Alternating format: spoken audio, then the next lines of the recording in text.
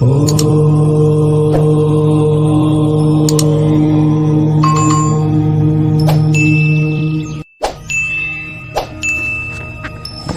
परमात्मने नमः। अभी तक हमने देखा ब्रह्मकार हो जाना ही ब्रह्म के स्वरूप को प्राप्त करना होता है। जब जीव इस अवस्था को प्राप्त होता है तो उसके गुण आदि प्रवाह रूप शरीर के उपाधियों से निवृत्त हो जाता है। यही ध्याता ध्येय आदि विभागों से रहित एक अखंड परमात्मा को ही सर्वत्र अनुगत देखता है। योगाभ्यास से प्राप्त हुई चित्त की इस अविद्या रहित लय रूप निवृत्ति से अपनी सुख दुख रहित ब्रह्म रूप महिमा में स्थित होकर परमात्म तत्व का साक्षात्कार कर लेने पर वह योगी जिस सुख दुख के भोक्तृत्व को पहले अज्ञानवश अपने स्वरूप में देखता था, उसे अब अविद्याकृत अहंकार में ही देखता है। जिस प्रकार मदिरा के मद से मतवाले पुरुष को अपनी कमर पर लपेटे हुए वस्त्र के रहने या गिरने का कुछ भी सुधि नहीं रहती, उसी प्रकार चरम अवस्था को प्राप्त हुए सिद्ध पुरुष को भी अपनी देह के बैठने उठने अथवा दैववश कहीं जाने या लौट आने के विषय में कुछ भी ज्ञान नहीं रहता, क्योंकि वह अपने परमानंदमय स्वरूप में स्थित है। उसका शरीर तो पूर्व जन्म के संस्कारों के अधीन है, अतः जब तक उसका आरंभ का प्रारब्ध शेष है तब तक वह इंद्रियों के सहित जीवित रहता है। किंतु जिसे समाधि पर्यंत योग की स्थिति प्राप्त हो गई है और जिसने परमात्मा तत्व को भी भलीभांति जान लिया है, वह सिद्ध पुरुष पुत्र कलत्र आदि के सहित इस शरीर को स्वप्न में प्रतीत होने वाले शरीर के समान फिर स्वीकार नहीं करता, फिर इसमें अहंता ममता नहीं करता है। यही दो चरम बिंदु का अंतर है कि एक मूर्ख है जो साधना नहीं जानता है, क्या करना है क्या नहीं करना उसे समझ में नहीं आती है, और एक मुक्त अवस्था को प्राप्त कर चुका है। दोनों एक जैसे नहीं रहते हैं। एक अपने परमानंद में मग्न रहता है और एक अपने चिंता में मग्न रहता है अज्ञान होने के कारण। अब भक्ति का मर्म और काल की महिमा का वर्णन करते हैं। प्रकृति पुरुष और महतत्व आदि का जैसा लक्षण कहा गया है तथा जिसके द्वारा उनका वास्तविक स्वरूप अलग अलग जाना जाता है, और भक्ति योग ही जिसका प्रयोजन कहा गया है, वह भक्ति योग का मार्ग विस्तार पूर्वक बताते हैं। इसके अलावे जीवों की जन्म मरण रूपा अनेक प्रकार की गतियों का भी वर्णन करते हैं, जिनके सुनने से जीव को सब प्रकार की वस्तुओं से वैराग्य होता है, जिसके भय से लोग शुभ कर्मों में प्रवृत्त होते हैं, और जो ब्रह्म आदि का भी शासन करने वाला है, उस सर्वसमर्थ काल का स्वरूप भी आप मुझसे कहिए, मैं समझाता हूं उस चीज को। ज्ञान दृष्टि के लुप्त हो जाने के कारण शरीर में मिथ्या वस्तुओं में जिन्हें अभिमान हो गया है तथा बुद्धि के कर्मासक्त रहने के कारण अत्यंत भ्रमित होकर जो अनंत काल से अपार अंधकार में संसार में सोए पड़े हैं, उन्हें जगाने के लिए योग प्रकाश का वर्णन करते हैं। साधकों के भाव के अनुसार भक्ति योग का अनेक प्रकार से प्रकाश होता है, क्योंकि स्वभाव और गुणों के भेद से मनुष्यों के भाव में भी अंतर आ जाता है। जो भेददर्शी क्रोधी पुरुष हृदय में हिंसा, दंभ अथवा ईर्ष्या का भाव रखकर मुझसे प्रेम करता है, वही मेरा तामस भक्त है। जो पुरुष विषय, यश और ऐश्वर्य की कामना से प्रतिमा आदि में मेरा भेदभाव से पूजन करता है, वह राजस भक्त है। अर्थात सांसारिक कामनाओं के लिए जो ईश्वर की साधना करता है, वह राजस भक्त है, और जो क्रोध में आकर दूसरे की हिंसा के लिए ईश्वर का भजन करता है वह तामस भक्त है। जो व्यक्ति पापों का क्षय करने के लिए, परमात्मा को अर्पण करने के लिए और साधना को अपना कर्तव्य मानकर कर्म करता है, जिसकी ऐसी बुद्धि होती है वह सात्विक भक्त है। जिस प्रकार गंगा का प्रवाह अखंड रूप से समुद्र की ओर ही बहता है, उसी प्रकार ईश्वर के गुणों के श्रवण मात्र से मन की गति का लगातार अविच्छिन्न रूप से मुझ अंतर्यामी के प्रति हो जाना तथा मुझ पुरुषोत्तम में निष्काम और अनन्य प्रेम होना, यह निर्गुण भक्ति योग का लक्षण कहा गया है। ऐसे निष्काम भक्त दिए जाने पर भी ईश्वर की सेवा को छोड़कर सालोकिक मुक्ति अर्थात भगवान के नित्य धाम में निवास, साष्टी मुक्ति भगवान के समान ऐश्वर्य भोग, सामीप्य मुक्ति भगवान के नित्य समीपता, सारूप्य मुक्ति भगवान का सा स्वरूप और सायुज्य मुक्ति भगवान के विग्रह में समा जाना, उनसे एक हो जाना या ब्रह्म रूप प्राप्त कर लेना। भक्त ऐसे मोक्ष तक को नहीं लेते हैं। सेवा के लिए मुक्ति का तिरस्कार करने वाला यह भक्त योग ही परम पुरुषार्थ अथवा साध्य कहा गया है। उसके द्वारा पुरुष तीनों गुणों को लांघकर ईश्वर के भाव को, प्रेम रूप अप्राकृत स्वरूप को प्राप्त हो जाता है।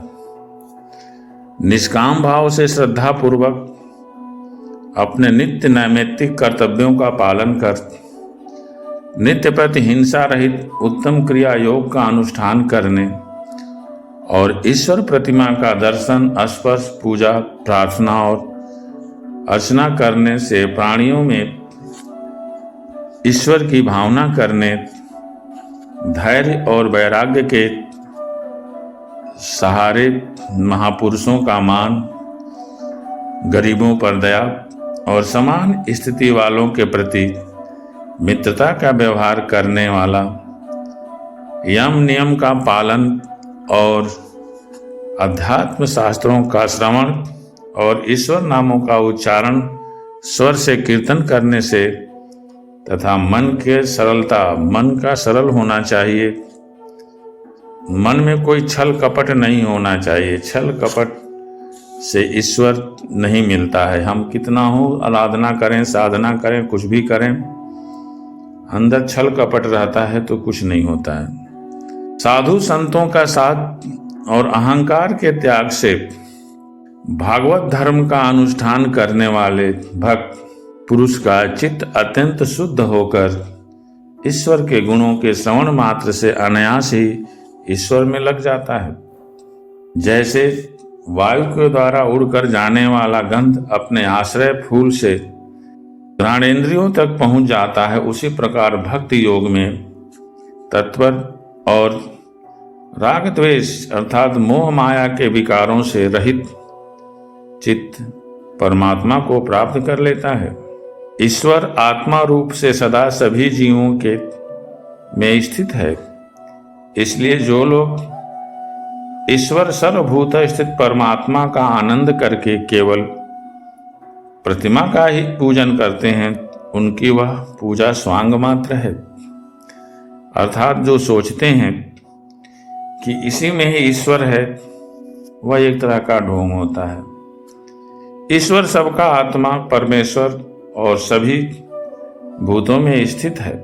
ऐसी दशा में जो मोहवश ईश्वर की उपेक्षा करके केवल एक ही जगह पूजा करने लगता है, वह तो मानो भस्म में ही हवन करता है।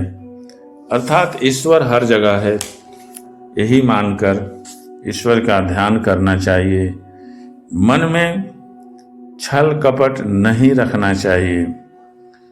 जो भेददर्शी और अभिमानी पुरुष दूसरे के जीवों के साथ बैर बांधता है या दूसरे जीवों के साथ बैर बांधता है, और इस प्रकार उनके शरीर में विद्यमान उस आत्मा से ही द्वेष करता है। जब कोई दूसरे जीव से द्वेष करता है, ईर्ष्या करता है, तो वह परमात्मा से ही द्वेष करता है। ऐसे लोगों का मन कभी शांत नहीं होता, उन्हें शांति मिल ही नहीं सकती, क्योंकि भूत द्रोह करने वाला कभी शांत हो ही नहीं सकता। जो दूसरे जीवों का अपमान करता है और बहुत सी घटिया बढ़िया सामग्रियों से अनेक प्रकार के विधि विधान के साथ अगर ईश्वर विग्रह का पूजा भी करता है तो भी उससे प्रसन्न नहीं हो सकता। मनुष्य अपने धर्म का अनुष्ठान करता हुआ तब तक ईश्वर की प्रतिमा आदि में पूजा करता रहे जब तक उसे अपने हृदय में एवं संपूर्ण प्राणियों में स्थित परमात्मा का अनुभव न हो जाए। अर्थात प्रतिमा का पूजन तब तक करते रहना चाहिए जब तक कि उसे ज्ञान न हो जाए। आजकल तो लोग वैसे ही कहते हैं कि हम बहुत बड़े ज्ञानी हैं, हमें पूजा से क्या लेना देना, हम तो स्वयं ईश्वर स्वरूप हैं। लेकिन भगवान ने स्वयं कहा है, यदि इतना ज्ञान हो जाता है तो संसारिकता छूट जाती है, अंदर से छल कपट समाप्त हो जाता है। लेकिन लोग कुछ करते धरते हैं, नहीं बोलते हैं कि हम तो सर्वज्ञानी हैं, हम तो अपने मन में ही ईश्वर का भजन करते हैं, हमको बाहर भजन करने से क्या मतलब। भले अंदर जो है इतनी कालिमा भरी पड़ी हो, उसको नहीं देखते हैं। जो व्यक्ति आत्मा और परमात्मा के बीच में थोड़ा सा भी अंतर करता है, उस अंतर करने वाले को ईश्वर मित्र रूप से महान भय उपस्थित करते हैं। अतः संपूर्ण प्राणियों के भीतर रहने वाले उन प्राणियों के ही रूप में स्थित परमात्मा का यथा योग्य दान, मान, मित्रता का व्यवहार तथा समदृष्टि के द्वारा उन्हीं की अर्चना करनी चाहिए। हमें किसी को तकलीफ नहीं देनी चाहिए। पाषाण आदि अचेतनों की अपेक्षा वृक्ष श्रेष्ठ हैं और उनसे सांस लेने वाले प्राणी श्रेष्ठ हैं, और उनमें भी मन वाले प्राणी उत्तम होते हैं, और उनसे इंद्रिय की वृत्तियों से युक्त प्राणी श्रेष्ठ हैं। उन प्राणियों से भी केवल स्पर्श का अनुभव करने वालों की अपेक्षा रस का ग्रहण कर सकने वाले मत्स्य आदि श्रेष्ठ हैं, तथा रसवेत्ताओं की अपेक्षा गंध का अनुभव करने वाले और गंध का ग्रहण करने वालों से भी शब्द का ग्रहण करने वाले श्रेष्ठ हैं। इस प्रकार उत्तरोत्तर एक के साथ एक श्रेष्ठ होते चले जाते हैं, तथा अंत मनुष्यों में भी कहा है कि 4 वर्ण हैं। 4 वर्ण तपस्या का एक स्तर होता है, तो जो अंतिम स्तर होता है उसी को ब्राह्मण कहते हैं। तो ईश्वर ने कहा है कि जो अंतिम अवस्था में ब्राह्मण हैं वे सबसे श्रेष्ठ हैं। अर्थात जानने वालों से संशय निवारण करने वाले और उनसे भी अपने वर्ण आश्रमोचित धर्म का पालन करने वाले तथा उनसे भी आसक्ति का त्याग और अपने धर्म का निष्काम भाव से आचरण करने वाले श्रेष्ठ हैं। उनकी अपेक्षा भी जो लोग अपने संपूर्ण कर्म, उनके फल तथा अपने शरीर को भी ईश्वर को समर्पण कर देते हैं और भेदभाव छोड़कर ईश्वर की उपासना करते हैं, वे श्रेष्ठ हैं। इस प्रकार ईश्वर ही चित्त और कर्म समर्पण करने वाले अकर्ता और समदर्शी पुरुष से बढ़कर अन्य प्राणी नहीं दिखता। अतः यह मानकर कि जीव रूप अपने अंश से साक्षात भगवान ही सब में अनुगत है, इन समस्त प्राणियों को बड़े आदर के साथ मन से प्रणाम करना चाहिए। इस प्रकार भक्ति योग और अष्टांग योग का वर्णन किया गया है। इनमें से एक का भी साधन करने से जीव परम पुरुष भगवान को प्राप्त कर सकता है। भगवान परमात्मा पर ब्रह्म का अद्भुत प्रभाव संपन्न तथा जागतिक पदार्थों के नानाविध वैचित्र का कारण स्वरूप विशेष है। इसे ही काल कहते हैं। प्रकृति और पुरुष इसी के रूप में हैं, इनसे अलग भी हैं। अनेकों प्रकार के कर्मों का मूल अदृष्ट भी यही है तथा इसी से महतत्व आदि के अभिमानी भेददर्शी प्राणियों को सदा भय लगा रहता है, जो सबका आश्रय होने के कारण समस्त प्राणियों में अनुप्रविष्ट होकर जीवों के द्वारा ही उनका संहार करता है। वह जगत का शासन करने वाला ब्रह्मा आदि का भी स्वामी भगवान काल ही यज्ञों का फल देने वाला ईश्वर है, परमात्मा है। अर्थात परमात्मा ही काल रूप में संहार भी करता है। इसका न तो कोई मित्र है, न कोई शत्रु है, न तो कोई सगा संबंधी है। यह सर्वदा सतर्क रहता है और अपने स्वरूपभूत ईश्वर को भूलकर भोग रूप प्रमाद में पड़े हुए प्राणियों पर आक्रमण करके उनका संहार कर देता है। इसी के भय से हवा चलती है, इसी के भय से सूर्य तपता है, इसी के भय से इंद्र वर्षा करते हैं और इसी के भय से तारे चमकते हैं। इसी से भयभीत होकर औषधियों के सहित सारी लताएं, सारी वनस्पतियों समय समय पर फल फूल धारण करती हैं। अर्थात काल के भय से ही सारी प्राकृतिक क्रियाएं होती रहती हैं। इस प्रकार काल के ही भय से सत्व आदि गुणों के नियामक ईश्वर आदि देवगण, जिनके अधीन यह सारा चराचर जगत है, अपने जगत रचना आदि कार्यों में युग क्रम से तत्पर रहते हैं। यह अविनाशी काल स्वयं अनादि किंतु दूसरों का आदि करता है तथा स्वयं अनंत होकर भी दूसरों का अंत करने वाला है। यह पिता से पुत्र की उत्पत्ति कराता हुआ सारे जगत की रचना करता है और अपनी संहार शक्ति मृत्यु के द्वारा यमराज को भी मरवाकर इसका अंत कर देता है। इस तरह से यही भक्ति योग और काल है। हम ईश्वर को कैसे प्राप्त कर सकते हैं, इसका वर्णन किया गया है। जय माता।